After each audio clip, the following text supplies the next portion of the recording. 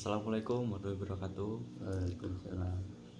Perkenalkan, nama saya Muhammad Indra Maulana dari Offering Ado 2. Nah, di sini saya akan mewawancarai seseorang yang berprofesi sebagai pengusaha di bidang pertanian.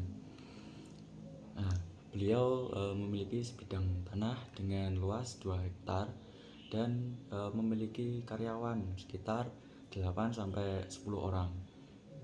Nah, lalu yang ditanam beliau ini itu biasanya cabai dan juga jagung.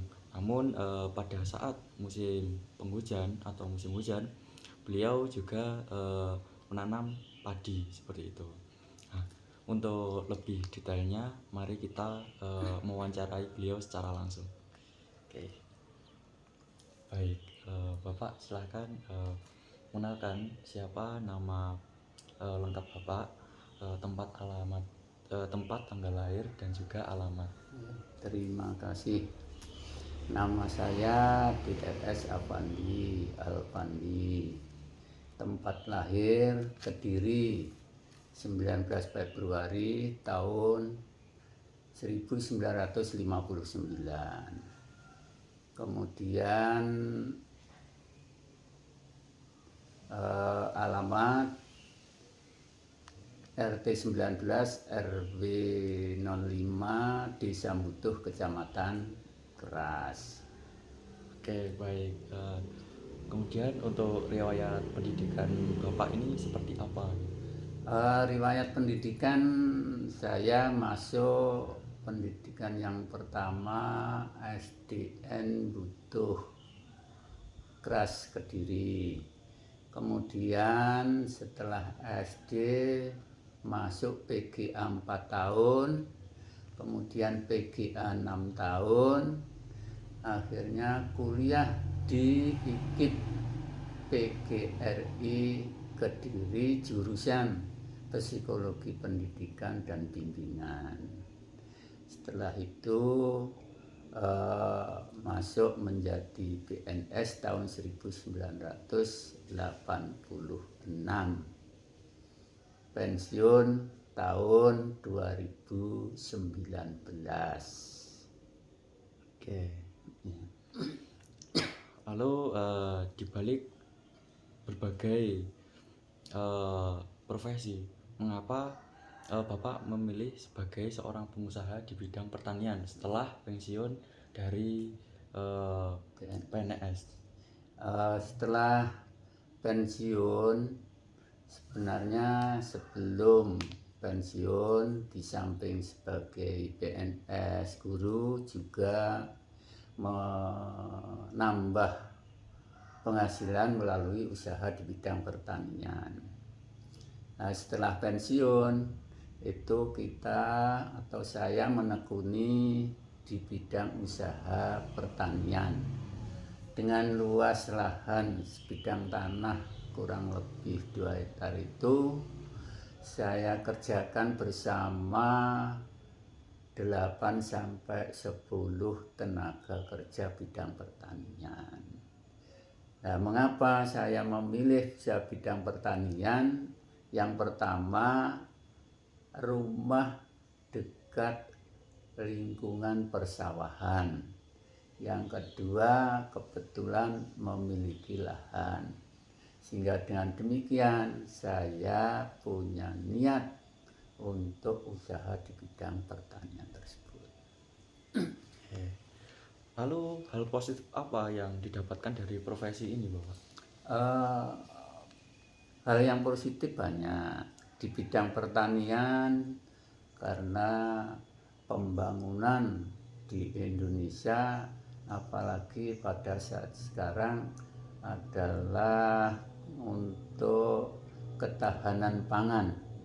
Nah, karena itu kita usaha di bidang pertanian menurut saya mencerahkan, sehingga dengan demikian kita memilih usaha itu.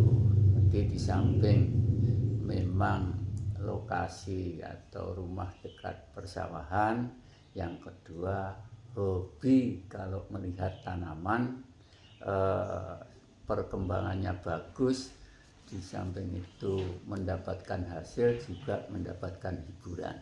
Oke.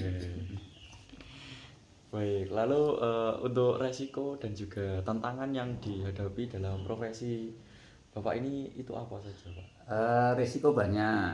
Hmm. Jadi di samping kerugian, kalau bidang lahan pertanian barangkali di sini cuaca. Jadi kalau kita tidak jeli melihat cuaca, maka akan kurang bagus yang kita tanam. Karena kalau musim hujan, musim kemarau, jenis tanamannya akan berbeda. Nah sekarang kan cuaca sedang tidak baik-baik saja, sehingga tantangannya banyak, kerugian bisa rugi. Kemudian hal yang positif itu tantangan yang berikutnya itu kaitannya dengan pupuk. Jadi pupuk akhir-akhir ini yang subsidi sulit, yang non subsidi mahal. Jadi tantangan itu. Terima kasih. Baik, lalu untuk target tertinggi dari profesi ini itu apa saja? Untuk target itu otomatis yang namanya usaha itu pasti cari untung, cari tambahan penghasilan untuk memenuhi kebutuhan keluarga, kebutuhan rumah tangga. Bisa untuk sandang, pangan, dan papan, bahkan kalau ada untung bisa beli kendaraan. Itu target tertinggi. Oke. Lalu pertanyaan yang terakhir nih Pak, kiat sukses apa dalam mencapai karir ini? Kiat-kiat yang dilakukan pertama adalah kita masuk kelompok tani. Di dalam kelompok tani yang berbadan hukum itu nanti bisa mendapatkan jenis pelatihan dan bantuan. Jadi jenis pelatihannya bisa yang diadakan oleh Dinas Pertanian, yaitu melalui kelompok-kelompok tani. Kemudian bantuan-bantuan, misalnya bantuan benih, bantuan pupuk, bantuan obat-obatan, dan lain sebagainya, kiat-kiatnya itu. Kemudian di samping itu juga mengikuti demo lokasi.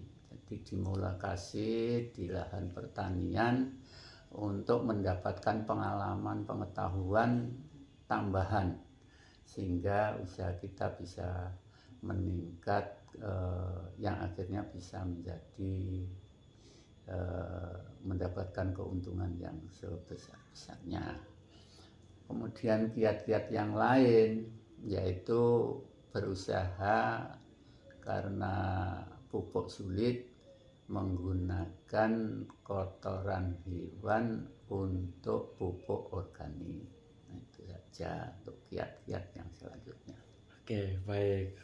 Saya rasa sudah cukup Pak wawancara pada hari ini. Nah, saya mohon izin untuk mengupload video Bapak dan saya ke YouTube. Apakah diizinkan Pak?